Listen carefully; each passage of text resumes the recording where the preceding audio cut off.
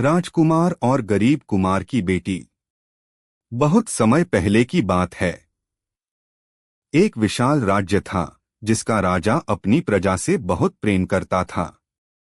उसके एकमात्र पुत्र राजकुमार आर्यन सुंदर, साहसी और दयालु थे। राजकुमार को शिकार, घुड़सवारी और संगीत का शौक था, लेकिन उससे भी ज्यादा उसे लोगों की समस्याएं सुनना और उनकी मदद करना पसंद था। उसी राज्य के एक छोटे से गांव में एक गरीब कुम्हार अपनी बेटी साधना के साथ रहता था। साधना साधारण कपड़े पहनती थी, लेकिन उसका चेहरा मासूमियत और उसकी आंखें सपनों से भरी रहती थीं। वह मिट्टी के बर्तन बनाने में अपने पिता की मदद करती थी। उसके हाथ मिट्टी से सने रहते थे, लेकिन उसका मन सोने से भी ज्यादा पवित्र था।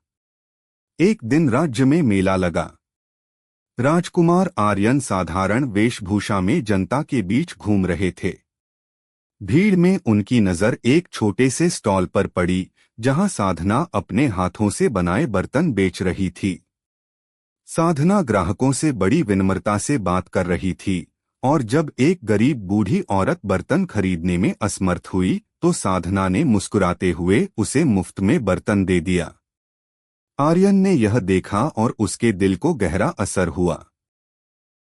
वह सोचने लगा, कितनी सादगी और दया है इस लड़की में। धनवान न होते हुए भी दिल इतना बड़ा है।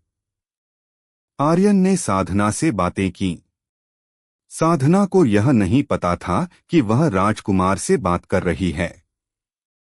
दोनों के बीच धीरे धीरे दोस्ती हो गई। आर्यन जब भी मौका मिलता गांव आता और साधना से बातें करता। साधना की बातें सरल थीं, लेकिन उनमें जीवन की सच्चाई छुपी रहती। समय बीता और यह दोस्ती धीरे धीरे गहरी भावना में बदल गई। राजकुमार को महसूस हुआ कि उसे साधना से प्रेम हो गया है। साधना भी आर्यन को दिल से चाहने लगी, लेकिन वह हमेशा डरती थी कि यह रिश्ता संभव नहीं होगा। एक दिन साधना ने हिम्मत करके कहा, आर्यन, तुम बड़े घराने से हो, मैं तो एक गरीब कुम्हार की बेटी हूं। हमारा मेल असंभव है। आर्यन मुस्कुराया और बोला, साधना, दिल का रिश्ता कभी ऊंच नीच नहीं देखता। मेरा दिल तुम्हें चुन चुका है। लेकिन असली कठिनाई अभी बाकी थी। जब यह बात महल पहुंची तो राजा को बहुत गुस्सा आया। उसने कहा, राजकुमार, तुम सिंहासन के वारिस हो। तुम्हारा विवाह किसी रानी या राजकुमारी से ही होगा। एक साधारण लड़की तुम्हारी रानी नहीं बन सकती। आर्यन ने शांत स्वर में उत्तर दिया, पिताजी, राजकुमारी बनकर बैठने से कोई महान नहीं हो जाता। महान तो वह है जो दूसरों का दर्द समझे। साधना गरीब है, लेकिन उसका दिल अमीर है। राजा ने कड़े शब्दों में मना कर दिया। राजकुमार दुखी हुए, लेकिन हार नहीं मानी। उन्होंने तय किया कि वे साधना के गुणों को सबके सामने सिद्ध करेंगे। कुछ महीनों बाद राज्य में भयंकर सूखा पड़ा। लोगों के घरों में अनाज खत्म हो रहा था, कुएं सूख रहे थे। राजा और दरबार के लोग परेशान थे कि प्रजा को कैसे बचाया जाए। तभी साधना ने एक योजना सुझाई। उसने गांव के कुम्हारों को इकट्ठा किया और कहा, हम मिट्टी के बड़े बड़े घड़े बनाएंगे और उनमें पानी संग्रहित करेंगे। सभी गांव वाले मिलकर यह काम करें। हर घर से थोड़ा थोड़ा अनाज इकट्ठा करें और भंडार बनाएं। जब सब मिलकर देंगे तो कोई भूखा नहीं रहेगा।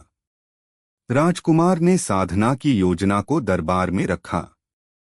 शुरू में लोग हंसे, लेकिन धीरे धीरे साधना के नेतृत्व में गांव वालों ने काम करना शुरू किया। कुछ ही समय में अनाज और पानी का बड़ा भंडार तैयार हो गया। इस संग्रह से पूरा राज्य बच गया। राजा ने यह सब देखा और उनके मन का अहंकार टूट गया। उन्हें समझ में आया कि सच्चा वैभव सिंहासन या दौलत से नहीं, बल्कि बड़े दिल से होता है। उन्होंने साधना को बुलाया और कहा, बेटी, तुमने हमारे राज्य को बचा लिया। मैं स्वीकार करता हूं कि राजकुमार का चुनाव सही है। तुम सचमुच इस राज्य की रानी बनने के योग्य हो। उस दिन पूरे राज्य में उत्सव मनाया गया। राजकुमार आर्यन और साधना का विवाह भव्य रीति से हुआ। गांव वाले और महल के लोग साथ मिलकर नाच गाना करने लगे। साधना अब रानी बन चुकी थी, लेकिन उसने अपनी सादगी और दया कभी नहीं छोड़ी। वह अक्सर गरीबों के घर जाती, उनकी समस्याएं सुनती और मदद करती। लोग कहते थे कि राज्य सचमुच स्वर्ग बन गया है, क्योंकि वहां एक ऐसी रानी थी जो हर दिल में बसी हुई थी। शिक्षा। यह कहानी हमें सिखाती है कि सच्चा वैभव धन या ऊंचे कुल से नहीं, बल्कि अच्छे कर्म और दयालु हृदय से होता है। ऐसे ही और मजेदार कहानी देखने के लिए डुग्गू एनिमेशन 2.0 को लाइक और सब्सक्राइब कीजिए। धन्यवाद।